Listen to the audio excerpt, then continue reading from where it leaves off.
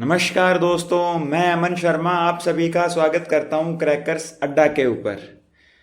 हमने एक नया प्लेटफॉर्म शुरुआत किया है, कुछ नया करने के लिए, कुछ एक नए तरीके से पढ़ाने के लिए, आप सभी की मदद करने के लिए।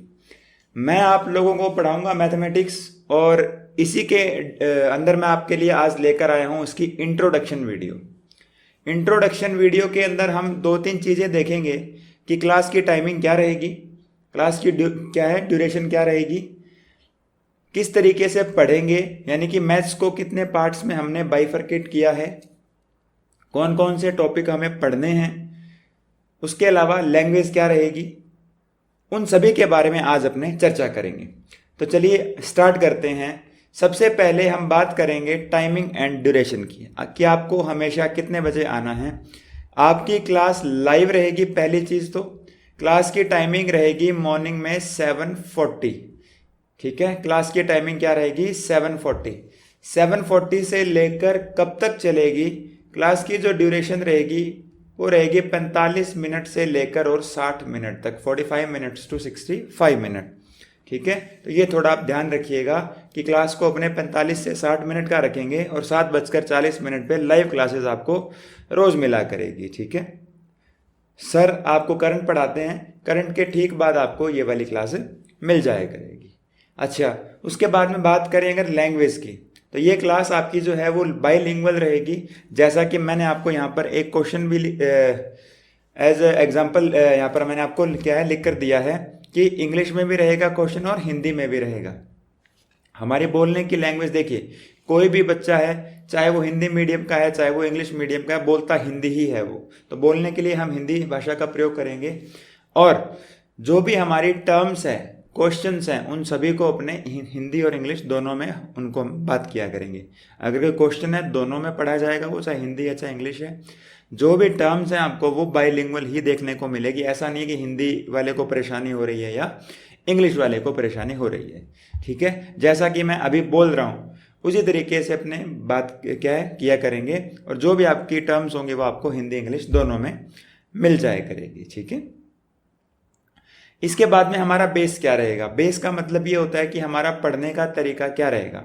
पढ़ने के तरीके से मेरा मतलब है, सुकरात ने एक शब्द दिया था कंसेप्ट, मतलब ये वर्ड उन्होंने कॉइन किया था कि नहीं मुझे नहीं पता, बट जो उनकी जो फिलॉसफी थी या जो भी वो बातें करते थे उनके अंदर एक चीज़ थी कंसेप्ट। इसकी शुरुआत उन्होंने ही करी थी कि कंसेप्ट क्या है, हर चीज़ को कंसेप्ट से देखना चाहिए। ये कंसेप्ट है क्या, मेरे को इतना टाइम हो गया, जब मैं खुद तैयारी किया करता था तब से मैं देख रहा हूँ और आज तक मैं देखता आ रहा हूँ कि कंसेप्ट से पढ़ना चाहिए, कंसेप्ट से पढ़ना चाहिए। और जब जाते हैं पढ़ते हैं तो हमें वहाँ पर क्या मिलता है कि 2 दूना 4 याद कर लो, नहीं, हम दोनों चीज़ों से पढ़ेंगे, कंसेप्ट से भी और फॉर्मूला से भी। अब पहली बात तो कंसेप्ट है क्या। कंसेप्ट का मतलब है हमें यह देखना है कि कोई चीज़ आई कहाँ से है। ठीक है, कोई भी चीज़ कहाँ से आई है। अब एक तो हो गया formula P into R into T divide by 100, जिसको हम इस तरीके से कह सकते हैं मूलधन गुणा दर गुणा समय बटा में 100, इस तरीके से। ये हमारा फॉर्मूला हो गया। लेकिन ये फॉर्मूला कहाँ से बना, हमें ये चीज़ हमें सीखनी पड़ेगी कि अगर कोई भी चीज़ के रेट ऑफ इंटरेस्ट ROI, ब्याज की जो दर है वो 5% है, तो इसका मतलब क्या है। इसका मतलब बच्चे ये होता है कि अगर आपने किसी को 100 रुपये उधार दिए हैं तो उस पर 5 रुपये आपको वो ब्याज देगा।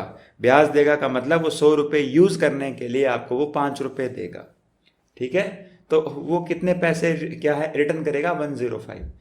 तो आपको ये पता होना चाहिए कि ब्याज क्या होता है। ब्याज होता है हमारा 5 रुपये, यानी कि जो आप मनी को यूज़ करने के लिए देते हो और बदले में लेते हो वो हमारा इंटरेस्ट है।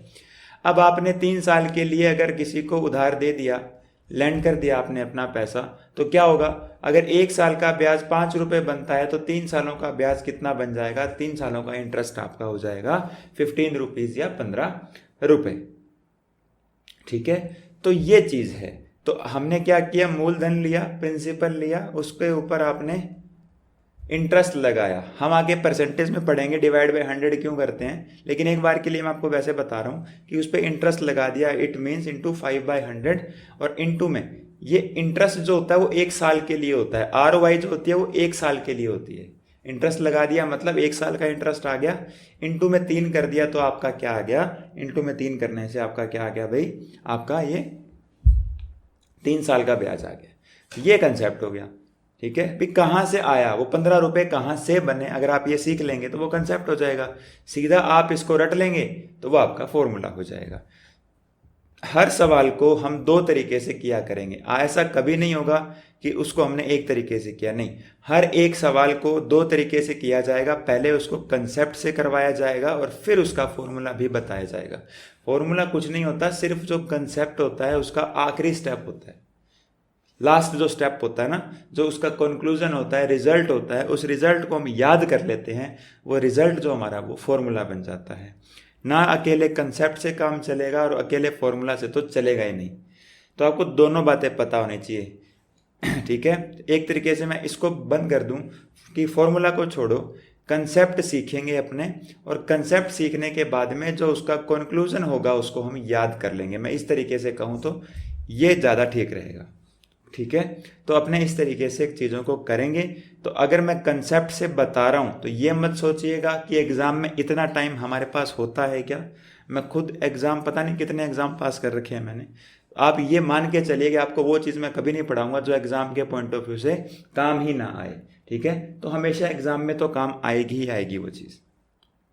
पहले कंसेप्ट से, उसके बाद कंक्लूजन याद करेंगे। तो आप थोड़ा सा धैर्य रखिए, मेरे साथ पढ़ने के लिए आपको थोड़ा सा पेशेंस चाहिए। क्लासेस लंबी चलेंगी अपनी 6 महीने 8 महीने, लेकिन आपको 8 महीने बाद आप जब खुद को देखेंगे तो आप ये पाएंगे कि हाँ यार मेरे को समझ में चीज़ें आ गई हैं। बाइफर्केशन, बाइफर्केशन का मतलब कुछ नहीं यहाँ पर, इसको छोड़ दीजिए आप। ये एक तरीके से बस PPT बनाने के तरीके होते हैं। मैं आपको बताता हूँ कि परेशानियाँ कहाँ होती हैं ठीक है।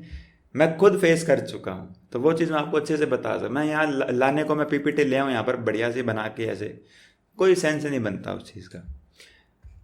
यहाँ पर हमने नहीं, ये हर बुक में हर जगह आपको 2 पार्ट में मैथमेटिक्स डिवाइड करी हुई मिलेगी ही मिलेगी। उसका एक पार्ट होता है आपका अर्थमेटिक और दूसरा पार्ट आपका होता है, एक पार्ट क्या होता है अर्थमेटिक होता है और दूसरा पार्ट आपका क्या होता है एडवांस मैथमेटिक्स। अब जब मैं पढ़ा करता था एडवांस नाम की कोई चीज़ नहीं होती, ये है वो है, जो है सो है, आपको वही पढ़ना है वही करना है। और एक अर्थमेटिक है और एक आपकी क्या है, एक आपकी एडवांस मैथमेटिक्स है, ठीक है। इसमें क्या फ़र्क है, अर्थमेटिक मैथ के अंदर आपको एक स्टेटमेंट दी गई होती है, आपको एक स्टेटमेंट दी गई होती है, इसमें नंबर्स काम में आते हैं। जबकि एडवांस मैथ में शेप्स काम में आती हैं, कुछ A² B² इस तरीके की चीज़ें काम में आती है। आगे देखेंगे ए क्यों होता है, ए को क्या बोलते हैं, ठीक है ना, क्या उसका कोफिशिएंट है, गुणांक, और ये सब सीखेंगे अपने, डोंट वरी। अचर पद क्या होते हैं, चर पद क्या होते हैं, कांस्टेंट क्या होता है, कोफिशिएंट क्या होता है, इनके बारे में बात करेंगे अपने। वेरिएबल क्या होता है। अभी के लिए सिर्फ आप ये देख लीजिए, ABC की फॉर्म में बात कर रहे हो तो आप एडवांस मैथ में जा रहे हो, या कि शेप की बात कर रहे हो तो आप एडवांस मैथ में जा रहे हो, स्क्वायर, ट्राइंगल। और अगर आप सिंपल सोबर सी बात कर रहे हो कि ठीक है जी मैंने उसको 5 रुपये उधार दे दिए, या मैंने 100 रुपये की चीज़ खरीदी थी 120 की बेच दी, इस तरीके से अगर बात करोगे तो वो आपकी अर्थमेटिक में आती है। इतनी बात समझ में आ गई। तो अपने भी इसको उसी तरीके से पढ़ेंगे, अर्थमेटिक और एडवांस में 2 पार्ट में डिवाइड करेंगे। पहले अपने अर्थमेटिक पढ़ेंगे, फर्स्ट इसको अपने कंप्लीट करेंगे, बिकॉज अर्थमेटिक क्या होती है बच्चों ने थोड़ी बहुत पढ़ी हुई होती है, ठीक है। आप थोड़ा बहुत इसके गो थ्रू हुए होते हो कि हाँ अर्थमेटिक के बारे में आपको थोड़ा बहुत पता होता है। चलिए पहली चीज़। दूसरी चीज़ क्या होती है ना कि एडवांस मैथ जो होती है थोड़ी सी बच्चों को मुश्किल लगती है।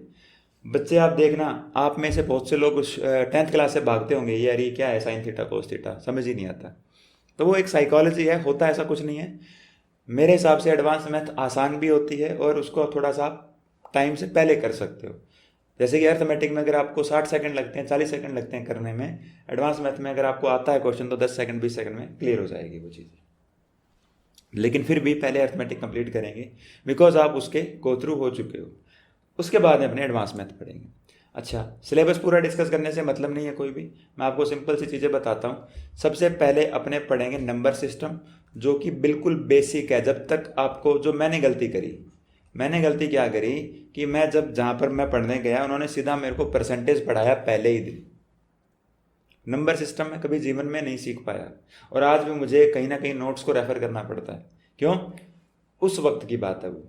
तो अब उसका बेसिक ही कमज़ोर रह गया। फिर धीरे धीरे अपना बेस मजबूत किया, नंबर सिस्टम से शुरुआत करी मैंने ये ठान लिया था, या मैंने मान लिया था कि आज के बाद अगर मैं कभी पढ़ाऊंगा तो नंबर सिस्टम सबसे ज़रूरी है। नंबर सिस्टम आपको आना चाहिए, चाहे डायरेक्ट क्वेश्चन ना बने। नंबर सिस्टम आते हैं, नंबर सिस्टम से क्वेश्चन बहुत सारे आते हैं, फिर भी मैं कह रहा हूँ कि अगर डायरेक्ट क्वेश्चन चाहे ना बने, ठीक है, लेकिन आपको इतनी बात पता होनी चाहिए कि नंबर सिस्टम आपको आना चाहिए। इसके बाद अपने पढ़ेंगे रेशियो, जो पूरे मैथ की जान है, उसका बेस है, उसकी नींव है वो। अगर आपको रेशियो नहीं आता तो आप पूरी मैथ कभी सीख ही नहीं सकते। फॉर्मूले से सीख लोगे, मैं वो नहीं मना कर रहा, बट रेशियो से कभी नहीं सीख पाओगे, बेसिक से। तीसरी चीज़ अपने पढ़ेंगे परसेंटेज। इसके बाद में आप जो मर्जी पढ़ते जाओ, जो मर्जी करते जाओ, कोई फ़र्क नहीं पड़ता। चाहे पहले आप टाइम एंड वर्क पढ़ लो, चाहे कोई भी पढ़ लो, आप चिंता मत कीजिए। हिंदी में भी मैं करवाऊंगा, अभी सिर्फ इंट्रो वीडियो है, इसलिए आपको सिर्फ मैंने इंग्लिश में लिख के दे रखे हैं। बाकी परसेंटेज को प्रतिशत बोलते हैं, रेशियो को, इतनी बात आपको पता होनी चाहिए अगर आप एक तैयारी करने जा रहे हो तो, ठीक है। तो अपने इस तरीके से पढ़ेंगे। पहले अपना नंबर सिस्टम रहेगा, नंबर सिस्टम के बाद दूसरा अपना रेशियो रहेगा, और तीसरा अपना परसेंटेज। उसके बाद आप जो कहोगे वो आपको मैं पढ़ा दूंगा। बट ये तीन आपकी मजबूती हैं, जो आपकी जान है, नींव है आपकी, ये आपको पता होनी चाहिए। अच्छा, उसके बाद में अपने क्या किया करेंगे ना, अपने क्लासेस को रोज़, मैंने आपको बताया 7:40 7:30 पे मैं आपको रोज़ आपको लाइव क्लास मिलेगी। हर रोज़ आपका 10 मिनट का एक डाउट सेशन रहा करेगा। 10 मिनट का एक क्या रहा करेगा, 10 मिनट का एक आपका डाउट सेशन रहा करेगा, जिसमें आप अपने डाउट पूछ सकते हो। आपके जो भी डाउट हैं वो आपके मैं क्लियर करवाऊंगा, पहली चीज़। दूसरी चीज़, डाउट आएंगे कहाँ से सर, ये तो बताओ, मैं आपको बताता हूँ। तो आपको ये बात है कि कौन सी बुक आपको रेफ़र करनी है। देखो, हर कोई कहता है, हर कोचिंग, देखो मुझे अगर मेरी कोचिंग चलानी है तो फॉर ऑब्वियस मैं कहूँगा कि मेरी शीटें पढ़ो, या मैं जो शीट्स देता हूँ प्रैक्टिस शीट्स, वो पढ़ो, बस उतना सफिशिएंट। नहीं, ऐसा कभी नहीं है। अगर ऐसा कोई कहता है तो आपको वो गुमराह कर रहा है। सिर्फ मेरे पढ़ाने से अगर कोई पढ़ता होता या कोई सिलेक्शन लग रहा होता, तो फिर तो सबके होने चाहिए थे, 100 के 100 के, या 500 के 500, जो भी सबके होने चाहिए थे। होते तो नहीं ना। सक्सेस रेट क्या है, 1-2%। इसलिए आपको ये बात समझनी ज़रूरी है, ठीक है ना। आपको ये बात यहाँ समझनी ज़रूरी है। 1 लाख बच्चे होते हैं तैयारी करने वाले, बैठने को छोड़ो, बैठने को 30-35 लाख फॉर्म भरे जाते हैं, बट 1 लाख जो बच्चे होते हैं वो जेन्युइन कैंडिडेट होते हैं, ठीक है। वैकेंसी आती है 4,000 5,000, तो वही एक, मैं मानता हूँ 100 में से 4 या 5 बच्चे निकलते हैं पढ़ने वालों में से। क्लास में तो 100 बैठे होते हैं, उनका कोई फ़र्क नहीं पड़ता। तो वो जो 4-5 बच्चे हैं 100 में से पढ़ने वाले या सिलेक्शन लेने वाले, उनका कारण क्या है? उनका कारण यही है कि सिर्फ आप मेरे पे डिपेंड नहीं रहना। आपको मैं आपको लेके जाऊंगा आखिर तक, सिर्फ मेरे पे डिपेंड नहीं रहना। आपको क्या करना है, आपको कोई भी बुक उठानी है और उसको आपको रेफ़र करना है और उसको आपको पढ़ना है। अब कोई भी बुक का मतलब ये नहीं कि कोई भी उठा ली। मैं जो बुक रेफ़र करता हूँ हमेशा, वो मेरी एक बुक है, किरण एसएससी चैप्टर वाइज। ये आपके पास बुक होनी ही चाहिए। कब कोई कहेगा जी ज़माना बदल गया, नई किताबें आ गई, ये आ गया, वो आ गया, ऐसा कुछ नहीं है। आप आंखें बंद कर लीजिए, मुझ पे भरोसा कर लीजिए, आपका भरोसा कभी टूटने नहीं दूंगा मैं, ये मेरा वादा है आपसे। लेकिन आपके पास ये किताब ज़रूर होनी चाहिए, बुक ज़रूर होनी चाहिए। मैं तो प्रैक्टिस शीट दूंगा ही दूंगा, फॉर श्योर मैं दूंगा यहाँ पे। लेकिन आपको ये इतनी बात ज़रूर पता होनी चाहिए कि किरण एसएससी चैप्टर वाइज जो किताब है ये आपके पास होनी चाहिए। 15, शायद आज की डेट में इसमें 14-15 हज़ार क्वेश्चन आते हैं। ये 15,000 अगर क्वेश्चन आप पढ़ लोगे, 4 बार आपको ये किताब पढ़नी है, ये कि बुक आपको 4 बार पढ़नी है। 1 बार मैं पढ़ाऊंगा, 3 बार आपको खुद पढ़नी है, ठीक है। जो भी आपके डाउट्स होंगे वो मैं आपको सॉल्व करवाऊंगा, ठीक है।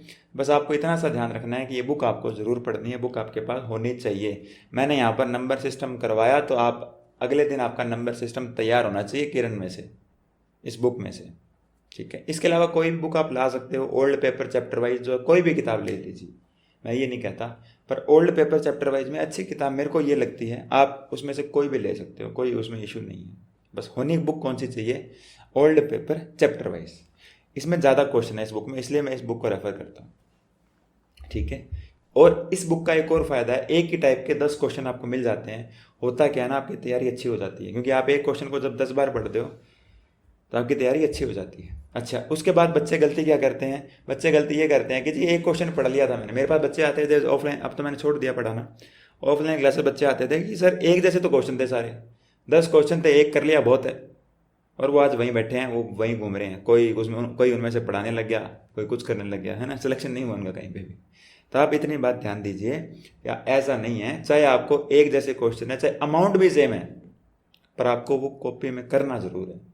ठीक है, पेपर पे करना जरूर है, हाथ से निकलना। अगर एक जैसे 20 क्वेश्चन है, 20 के 20 क्वेश्चन आप एक बार हाथ से निकालोगे जरूर। ठीक है, तो कुल मिलाकर ये चीज़ें हैं। ये एक तरीके की इंट्रो वीडियो थी कि किस तरीके से पढ़ना है अपने को। ठीक है, हमारी 1 घंटे की क्लास रहा करेगी, 45 मिनट से 1 घंटे की क्लास रहेगी। 2 घंटे आपको खुद पढ़ना है। कहाँ से पढ़ना है, या तो मैं जो आपको प्रैक्टिस शीट दूंगा वो तो करनी है। इसके अलावा ये बुक आपके पास में होनी चाहिए।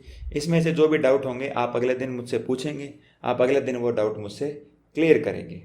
ठीक है, तो इतनी बात आप ध्यान रखिएगा। इसके अलावा कोई भी परेशानी है, मैं आपके साथ हमेशा खड़ा हूँ आपके सिलेक्शन तक, लेकिन साथ आपको देना पड़ेगा।